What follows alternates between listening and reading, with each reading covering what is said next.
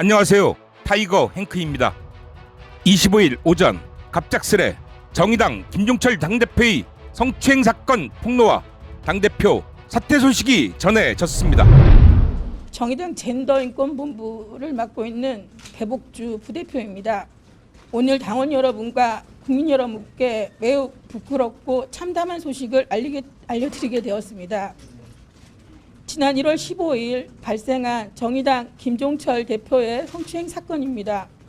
정의당 젠더인권 본부장인 배복주 부대표는 이날 오전 국회에서 기자회견을 열어 지난 15일 김종철 당대표와 장혜영 의원 간 저녁 모임이 있었고 모임을 마치고 차를 기다리던 순간 김종철 대표에 의해 불미스러운 신체 접촉이 발생했다고 발표했습니다.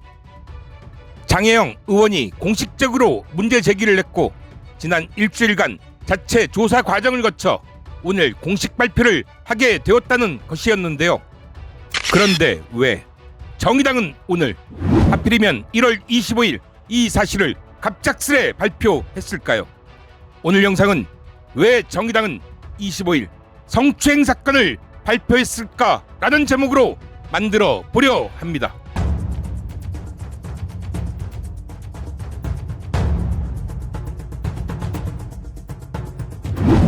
젠더 이슈에 있어서 유독 민주당에게만 날선 칼날을 앞세웠던 정의당의 선택적 정의로움. 그런 선택적 정의가 극에 달했던 것이 박원순 시장님 장례식에 대한 조문 거부 소동이었는데요. 누구 하나 오라한 사람 없었음에도 언론을 향해 박원순 시장님을 성추행범으로 먼저 낙인 찍고 언론 플레이를 펼쳤던 정의당 초선 의원들. 하지만 그 이후 연이어 터진 국민의 심당의 성추문 사건에 대해 이상하리만치 그들은 침묵했습니다.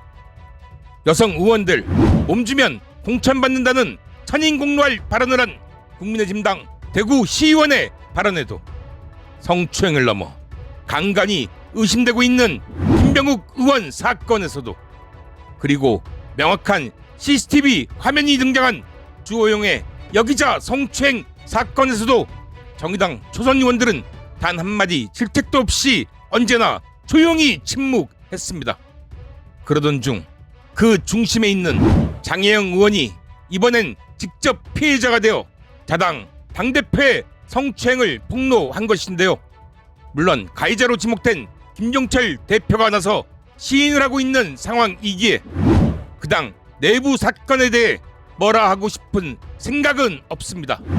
그러나 왜 사건 폭로 시점이 25일이었을까요? 저는 그것에 의문을 제기합니다. 오늘 25일은 고 박원순 시장님 사건과 관련해 인권위 조사 결과 발표가 예고되어 있는 날입니다. 그동안 경찰의 사건 결과 발표로 박원순 시장님 명예 회복의 길이 열리는 듯 보였지만 곧이어 발표된 재판부의 별건 판결로 인해 다시 박 시장님 성추행 의혹을 언론들이 부풀리고 있는 상황에서 인권위의 조사 결과 발표는 서울시장 보궐선거를 앞두고 박원순 시장님 사건의 최종 판단의 근거가 될 수도 있는 상황인데요.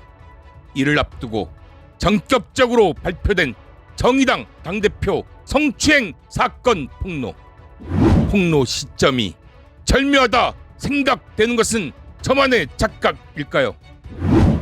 인권위 결과가 우려했던 방향으로 발표되었습니다. 수구 언론들은 앞다투어 속보로 박원순 시장 성추행 인정이라는 타이틀을 쏟아내어 마치 인권위에서 박 시장님 사건에 유력한 증거가 나온 듯 보도하고 있는 상황인데요. 하지만 자세히 보면 인권위 발표의 핵심은 고소인의 주장을 근거로 주관적 입장에서 고소인이 성적 모욕감을 가질 수도 있다는 발표였습니다. 사실이 뒤틀리고 부풀려져 왜곡되는 답답한 상황의 연속인데요.